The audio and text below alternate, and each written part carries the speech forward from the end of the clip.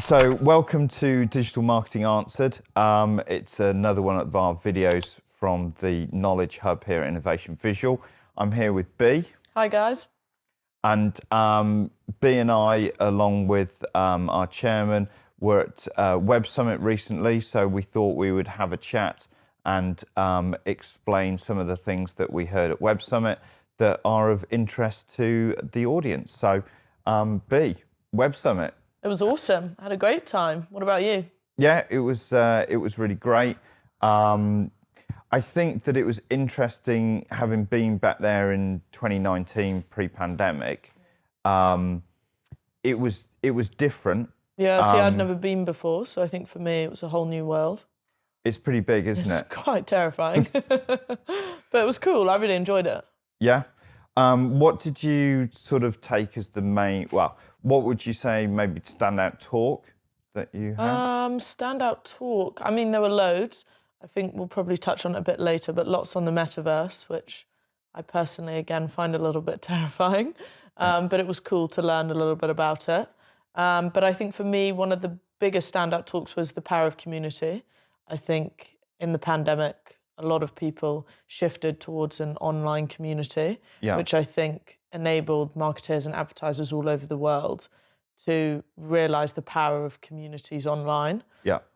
So they transferred so much more of their ad spend into all of the online that they do. And I think the talk was all about how brands are going to need to be able to focus and try and keep that growth going post-pandemic. Because I think loads of people aren't, well, I mean, lots of people are going to stay online, but not in the same, not the same online living, I think is the way they described it. And that everything was online, you know, your Zoom conversations with your families and your quizzes and everything that you had. That was all focused on online. So it was quite easy for brands to touch people in an online presence. And it spoke just about trying to keep that power of community and keep the growth going, even though we're in a post-pandemic world. So. I mean, certainly there's a lot of people talking about community anyway, not just at Web Summit. I was at Inbound earlier on this year, HubSpot's big event, and one of their keynotes, if you like, about the strategy around where HubSpot thinks it's going is community, and HubSpot are bringing out some tools for that. It's interesting because I think we've created some content specifically around community, although I'm not sure we've published it yet. So we'll drop the link into the description when it does get published. It's getting published this week actually, so it's perfect timing. But that community piece, it's quite difficult, isn't it, for brands to sort of understand what they should and shouldn't do there? I think so, because I think you want to understand what your consumers value and what's important to them, and therefore how to feed that community. I think it's easy for conversations to be taken in the wrong way in the community, so it's almost how you're going to encourage the conversation to stay aligned with your brand and what you want to be talking about, but also giving them the freedom to be able to talk about what they want. And that ties into this. It's an interesting point, controllability, right? Because people, you know, they don't really want to be controlled. No. So there's a risk, isn't there, to the brand about if you start a community, what are you know, how, to what degree are you going to control that? And I think that also touches on a point in another talk that I went to about cookies and a world without cookies. So we're now entering into a world where they want to take away cookies and give more privacy to consumers. I think they said Google Chrome are taking away third-party privacy in 2022, aren't they? To be fair, they've been dragging their feet on that, haven't they? A little bit. They've been saying that they're going to do it for a while. For a while now, and I suppose that's something we've been talking about for a while. It's interesting it came up at Web Summit because one of the talks that I went to was very much around not just cookies, but this privacy versus personalisation, which the translation really is privacy versus monetization. Because most people or most consumers now view massive complex services on the internet as a free thing that, well, why should I have to pay for it? Yeah. Can you imagine paying a monthly subscription for Instagram? Yeah. Monthly subscription for Facebook? Yeah, all of crazy. those things. Yeah. And yet the conversations that I was hearing in some of these talks, they were very much around, what are we going to do if we want to be private, keep that data? Yeah. Are people really going to spend the money to pay for these complex, massive services that are provided? Yeah, well, I guess then the question comes, how important is your privacy? How much are you willing to sacrifice for it, or how much are you willing to pay for it? Yeah. But I think equally there's also a conversation around, I think originally it was, all these cookies were more, it was more designed, again, like you say, about personalisation, right? About making it more specific to what you wanted. But I think we're now shifting to a world where people almost, they don't want the personalisation. They don't want to be served an ad that is a product or a service that they want, because they know that that means then that their privacy has been taken away from them. Yeah. And I think, I don't know, I think in the early days of Instagram, when I got served an ad of something I wanted, I used to think that was really cool. Yeah. And now when you have conversations with your friends, they're like, oh, it was so freaky. I was talking to my friend the other day about, I don't know, chocolate biscuits or something. Yeah. And then I got an ad for them 5 seconds later on Instagram, like, is my phone listening to me? Yeah. And I think the conversation has completely shifted from it being a powerful tool that enables brands to be able to serve their adverts in the right place to the right person at the right time in their journey, to now it almost being a deterrent. If you're being served an ad, even if it's a product that you want, maybe you're not going to click on that because you feel like your privacy's been violated in some way. Yeah. So almost there's a piece about brands being more open and honest. And I think that's quite interesting. I'm glad you brought in like discussions that you have with your friends who are outside of digital marketing, because that's the sounding board, like what do real people think and how real people react. But it's interesting that you talk about, like, I don't know, the stalking of the chocolate hobnob or something like that. Because one of the other talks that I went to, which was very interesting, was about, again, capturing these shoppable moments. Yeah. Because we now are having a very fragmented digital ecosystem across multiple platforms, with time spent in different areas on different devices as well. So whether it's your laptop when you're at work, or whether it's your phone when you're traveling, or whether it's a tablet device when you're sitting at home in front of the TV. Yeah. There's these multiple shoppable moments that brands want to connect at the moment that you go, oh, actually, that's quite interesting. And the problem with the elimination of the cookies, the problems with the non-personalisation is this disconnect. How does a brand do that across platforms? How does it connect with its consumer? Yeah. But I think also, I went to another talk actually that was talking about basically authenticity. I think out of, again, post-COVID, I think there used to be such a focus in marketing and advertising of you producing this really glossy, perfect content and campaigns that, it encapsulated everything that a brand wanted to say to its consumers in its message, but it was the shiny, perfect version of it.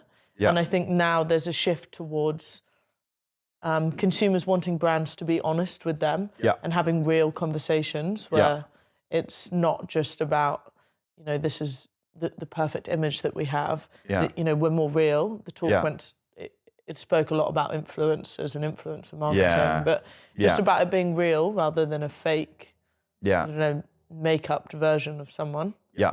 I think that's a really interesting area, how real a brand's going to get, because there are some standout brands which are all about the reality of what they do as an organisation, as a company. You look at the likes of Patagonia, and even to a degree, Ben and Jerry's managed to keep some of its brand ethos even when it was bought by Unilever. Mm. But then you've got other brands who are sort of maybe paying lip service to authenticity, but not really being truly transparent in terms of what they do. And you're thinking, especially in things like fast fashion, which are using a lot of influencers and are putting messages out there. When you look at the destructive, if you like, destructive capacity methods, you know, they're landfilling clothing with tags on that have never even been delivered to, well, they've never even been delivered to a shop. They've been shipped after manufacture. They've got to a warehouse, and then because the trend has moved on, they've just been thrown in a hole in the ground. And there's some shocking stuff about that. So I wonder, I don't know whether there was an answer around what the brand should really be doing. Do they need to align genuinely or just present an authentic face? No, I think it was definitely that they need to they need to be real. It can't just be almost, like you say, transparent, where they give off the impression that they're the kind of brand that cares about the environment or sustainability. You know, their actions need to speak louder than their words. They really need to be real. They need to have an honest message. And I think there will be a big shift, and it will be interesting to see, I think, which big brands basically will be the ones to take, like you say, Patagonia has almost taken that leap, but which brands are going to take that leap and have a real message, and then how much it resonates with consumers. Yeah, and I suppose it's an opportunity for pioneer brands. It's an opportunity now with any kind of market shake-up, if you can be much more authentic, much more real, and as you were saying, you need to do the reality behind it. It's an opportunity for a brand to get true engagement, and from that... And disrupt the market, right? If other brands are almost too scared to take that leap, to being completely honest. So yes, there may be some less pretty parts of a business and less pretty sides to it, but if they're prepared to be honest about everything and all of it, then maybe there'll be a disruption in the market and everyone else will follow suit. But interesting. What about you? What was your favourite talk? Well, more than one talk, and I'm going to jump from reality and authenticity to the complete opposite. Here we go. It's something that we've got to address in digital marketing. Brands, companies need to understand this, and I know IV, we're already doing some work around this. But the metaverse. Yeah, I mean, it's definitely the next step, isn't it? Yeah, I think, you know, you were saying it scares you to a degree, the fact that people will be living in a virtual world. But there were multiple conversations, talks that I had. Interestingly, even sitting at the airport, talking to some guys from North America, in terms of their involvement, the tech companies they were working for, and talking about things like Web3. I think when you talk about the metaverse, you've got to talk about Web3, the metaverse, NFTs, and then to a degree, because we're talking about Web3, it's blockchain, cryptocurrencies. And I suppose we should sort of unpack for the audience the different elements within that. So, I was just about to say, maybe give it a snapshot overview to those that are... I mean, I think for me, pre-Web Summit, I was pretty clueless about the metaverse. I mean, obviously, to the listeners, I'm fairly new at Innovation Visuals, so I started...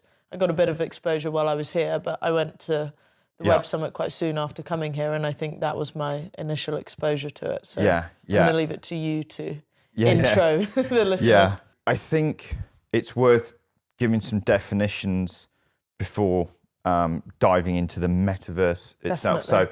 So Web3, it's all about blockchain and what blockchain can do. Yeah. We won't go into the technicalities. Yeah, because that would be a whole other video.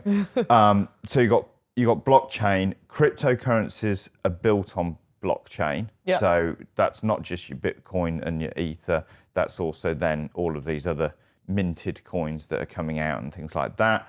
And then you've got NFTs, non-fungible tokens, which are again built on blockchain. And I think it's worth referring to those because they are now they're an integral part of the metaverse, which we'll go on to. And NFTs are basically a digital asset that is individually identified and then can be moved around. It can be sold, exchanged, things like that. Yeah. And then the metaverse itself. The scary part. Yeah, and depending on how you want to define it and look at it, it's basically either a completely virtual space or actually it's a hybrid space, so it's augmented reality. So some people say the metaverse, it's also about walking down the street and having information overlaid or things overlaid. It's more than your sort of your rabbit ear filters and things like that. But the metaverse is really this virtual place or augmented reality place where you can exist and where you can do things. So I think it's more than exist as well, it's coexist, right? Oh yeah. I mean, yeah.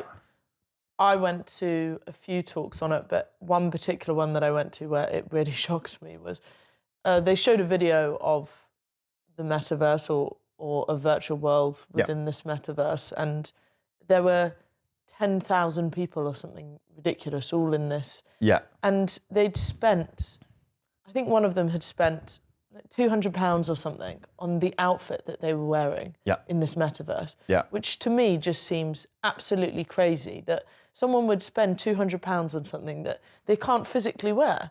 They can't show it off to their friends down at the pub. £200? I was so shocked. Right, okay. I'm going to shock you even more then because I think there's a pair of virtual trainers, and so these are exchanged with an NFT, a non-fungible token, so that you can own this, which is why it's not infinite. Do you own it forever? Can you wear it in any? Excuse my ignorance. Can you wear it in any metaverse? No. There's a whole thing about interoperability and walled gardens in the metaverse and things like that. We'll get onto that, but let's take commerce in the metaverse. So I think it's $20,000 somebody paid for one pair of trainers. I mean, wow. Yeah, it's mental, isn't it? Right. So you have to think in some ways, yes, you'll never wear them, but you might actually have more people see you wear them in the metaverse because you're interacting with 10,000 people in that thing. Yeah. Last time I went to the pub, there weren't that many people that I knew there, kind of thing. Not that I'm a big trainer fan, but the reality. So there was a lot of talk at Web Summit about trade in the metaverse, and I think this is a really exciting place. There are now metaverse-centered brands. So their business is to sell you effectively clothing for your avatar to wear in the metaverse. That is their business model, right? And I think that speaks a lot to sustainability. I mean, you don't have to produce a product and you don't have to send it somewhere and you don't have to throw it, like you were saying earlier, into a hole with all of these other clothes and shoes that haven't been worn by anyone. So I guess that's a really interesting point. There's another angle there, isn't there? And but it ties into the metaverse bridging into reality and vice versa. So there's a clothing and shoe brand. I think it's primarily shoes. And what they'll do is they'll sell you a metaverse shoe. Take that pair of shoes, obviously, for your avatar, right? Just one. And it might be $150, say, for this shoe, which you can wear in the metaverse. And you get it, and then you get a token, right? So there's the NFT for the actual trainers, but you get a token, which you can then exchange for the real version of the product, right? The physical version. The physical version of the product, but Do you then have to purchase that? So here we go. So this is how it works. So the amount of money you're charged for your virtual metaverse version is enough to cover the cost of the physical version as well. But what they're doing, which is really interesting on the throwaway factor, is you could buy the metaverse one and you could choose to then exchange the token and get the real ones. Or you can exchange with me and I can have the token for the real one and you can hold on to the metaverse only version. So it's a tradable thing.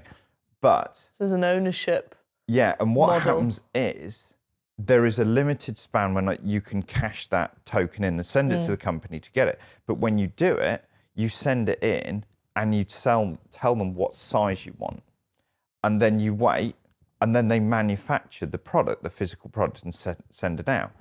But get this, they only need to make the exact number of shoes that they've sold in the exact sizes that have been ordered. So no wastage. No wastage. So all the way back to sustainability and brands being real again. So how cool is that? So you've got that thing there where the metaverse is actually impacting very clearly the physical world. Then you've got people going the other way. So in the US, the Tommy Hilfiger e-commerce store, you can go and you can buy a shirt or a jumper on the e-commerce store, or you can choose for a lot less, like rather than $150, for $5, to buy a metaverse virtual NFT for that same item of clothing for your avatar to wear in the metaverse. Yeah, I mean, it's crazy. And but that like you bit's say, quite... an exciting space, right? So brands are going to have to almost adapt what they're producing for the physical world and also the metaverse. Yeah. So there then becomes an entirely different world that you need to create your products and services for, where how are you going to resonate your product or your service with the people in the metaverse versus the avatars, shall I say, in the metaverse, versus people in the real world. And then does it actually become an opportunity? Because what you could do is you could sell products and items of clothing cheaper in the metaverse, and effectively people walking around wearing them become adverts within the metaverse. Oh, that's a really nice Tommy Hilfiger jumper you've got on there. Where did you get that? And all 10,000 people see it. Well, and then they go and buy the physical ones. So there's that flipping on its head. So that's an interesting thing. But you mentioned, you said about, well, how do you do interoperability? So kind of like with all these new technologies, there's lots of sort of standards appearing. There's lots of people doing different things. And you've got people like Meta, the parent company of Facebook and Instagram, investing obviously heavily in the metaverse. They're trying to own the space, aren't they? Yeah, although they say it's free to use and whatever, but how much can you interchange between these things? So one of the talks at Web Summit I went to was from an organisation called Ready Player Me. And what they do is they provide you with an avatar that will go between metaverse worlds, if you like. So it becomes portable. So all of those... Can you wear the outfit that you bought for one metaverse in a different metaverse then? Yeah. Interesting. So they're seeing already the problem, and I think they've quoted more than 4,000 developers, different developers, allowing their avatar standard to go between systems. So you think, hold on, 4,000 providers of different metaverse spaces. So some of those are just a single gameplay area. Some of those are much more. You've got people like Firefox looking at their hub system, which is really interesting in that, they're looking at more the business space, and they're looking at creating sort of in line with Mozilla's kind of, I call them Firefox, but it's Mozilla. They're sort of open standard, open source, allow people to do what they can with it. They're creating this hub system, so you can then build in there.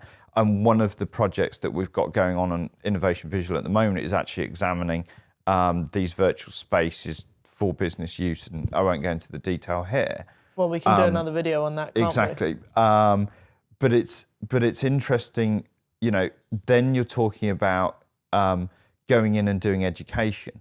So you can build effectively a virtual school.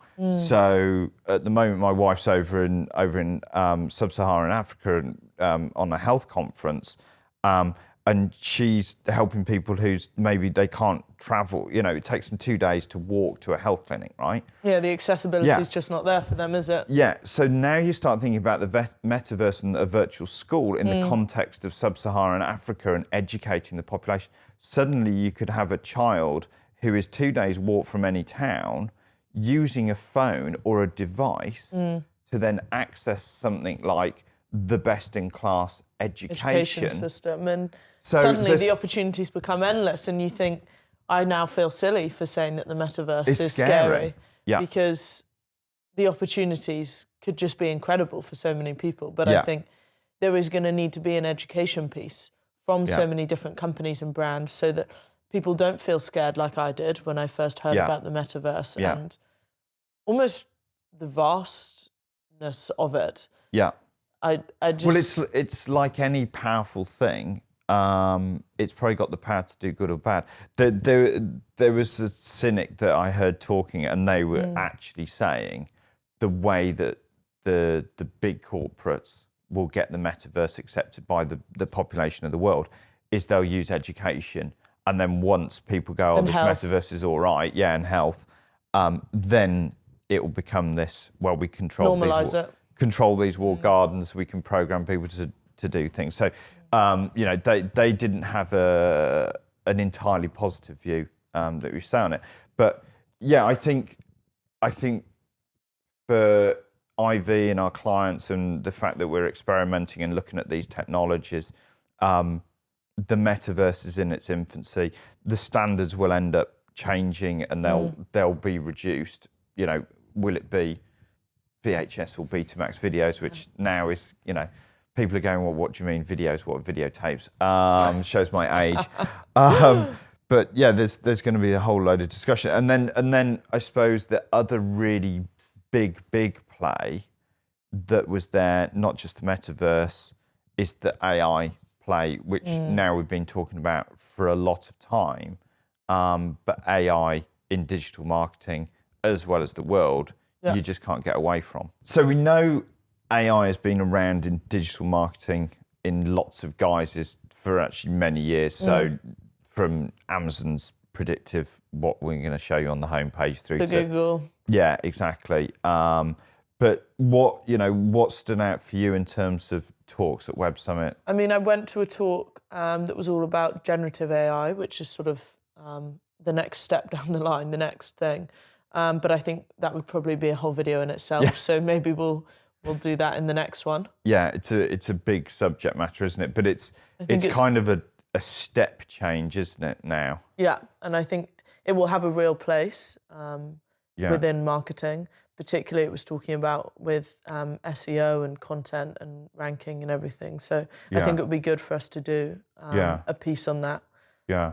So that we can educate about that and where we think that will take digital marketing and automation and before we move off the AI, the last talk in the main stage of the whole Web Summit event before the president of Portugal spoke was a very, I think, philosophical talk about AI. And one of the things that I took away from that was the fact that artificial intelligence, unlike a human, doesn't learn the context of the world that it exists in before it's asked to do complex things. So we know AI can do really complex things, but it's still struggling to understand the context.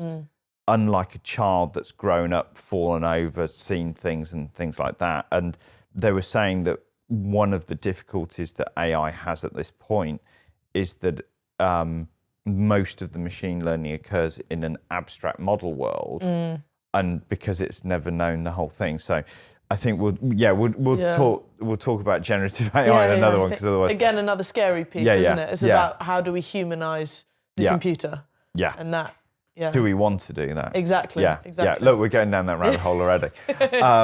Well, so from Web Summit, in terms of a real practical digital marketing trend, on trend now, media commerce. Yeah, it was big, wasn't it? Yeah. So much being spoken about. Yeah. And a lot of video commerce, I think, in particular. Yeah, I don't know. I think you said you went to some good talks on that, didn't you? Yeah. It's something that's been bubbling under, but not just because Web Summit's also about not just the talks, It's about all these innovative companies actually being there, showing their wares. I mean, thousands and thousands of tech companies on site there saying, this is what we're doing, this is how exciting it was. And I actually was lucky enough to speak to a number of different companies in this space as part of Innovation Visuals work and examination of media commerce. Yeah. And the tool set is getting there now for basically being able to deliver the shoppable moments for people within video and within ways that works for digital marketeers. So should I explain what media I think expand on that. Okay, so the media commerce in sort of general terms is being able to sell through the media, primarily, as you say, video. So you're on your device, and let's say for the sake of argument, watching a live stream. There are different technologies, so I won't talk about the specific technologies, different ways of doing it. We're road testing a number of these at the moment. But basically, I could be here presenting some stuff, and I might be presenting, and I'll talk about, like, because somebody got me that I heard something interesting at Web Summit Mug. Only a few things, though, right? From 2019, yeah.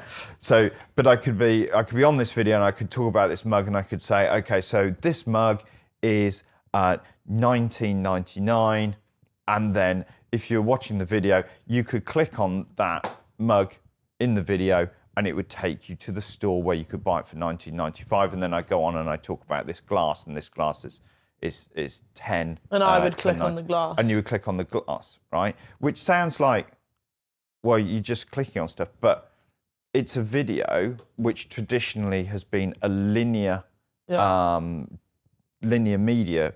And if you were clicking on it, there would be, in the traditional sort of web world, there would be a singular action or, you know, and now we've got things like overlays, and you can do that. You can change between it. You can make sure that the system knows what the specific SKU is for each of those products. It's linking back to a site, but then it's also becoming trackable. So that can be on live stream. I was just about to say that. But then also, we've recorded the live stream. So we could be live streaming this today. Yeah. But we're not. But we could live stream it, and if we live stream it, we'd also save it as a recording. So media commerce is not just the live stream itself, but also the recording and then how you make that happen. And the follow-up. But interestingly, when you go deep into it and some of the technologies that we're looking at, because you've been able to do this, and I think TikTok were very innovative in what they were doing, bringing it in so you could buy things on TikTok. But you could actually, on the recording, start seeing the reviews for this particular product. You could see the comments that were coming in on the live stream. As part of the recording? Yeah. Wow, I didn't know that. Yeah, so this is incredible. But this is why we go to Web Summit for our clients, because this is the cutting edge of what next level of technology, which, you know, and how we're going to help brands sell. To do more, achieve their goals. Yeah, so I think that that's a really, you know, if somebody said, what's the most immediate thing that IV are going to do for their clients, having been to Web Summit and seen what's coming down the line? Video commerce is number one.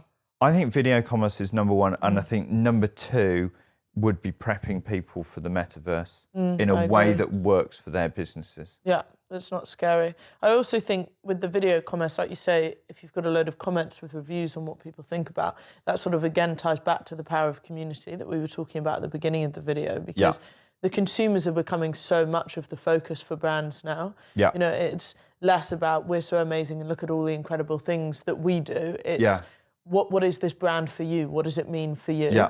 And I think things like that are really going to resonate and speak to people. So I think, like you say, definitely an area that we're going to be exploring for our clients. Yeah, and I think you're absolutely right. And it should always be remembered, any of these things, they're not done in isolation. It's all about having a coherent digital strategy, but it's about all the different things coming together in the right mix and the right fit, and plugging them together, which is suitable for a brand or for a business.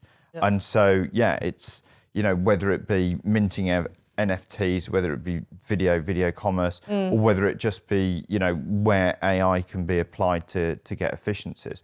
All of these things, you have to have the knowledge to bring them in. And I think that's where we try and get these digital marketing answered, and the whole knowledge piece of what Innovation Visual does. We want to talk to people at this strategy level. Yeah. And that's, so we can understand all the different touch points. And I guess that's what people say the advantage of having a digital marketing agency versus an in-house marketing team, right? It's an expert of 30 people that have got exposure to all the different areas and are constantly trying to keep up to date with all of the trends and what the next best thing is, so that they can service their clients, give them all the advice in all of the different areas, not just have 2 or 3 specialist areas that you can work in. I think it's, and I think going to Web Summit is kind of the pinnacle of looking outside rather than looking inside. So, and I think we're about ready to wrap up, because I noticed that the dog now has joined us on the video. Poppy. Yeah, sounds good. Head of digital marketing. I think she's saying it's time to wrap up. So I suppose, well, thank you to those of you who watched for your time and input. Please do make sure that you put your comments in there. Like and subscribe. Yeah, and the notification bell. You need to ring that bell, don't you? You want to hear our dulcet tones all the time, guys, I promise. Yeah, and and please do also submit your questions to us, because we're here to answer those questions for you in terms of digital marketing. Perfect, yeah. Thanks for your time, Tim. Yeah, good to talk to you. Bye, guys. Bye.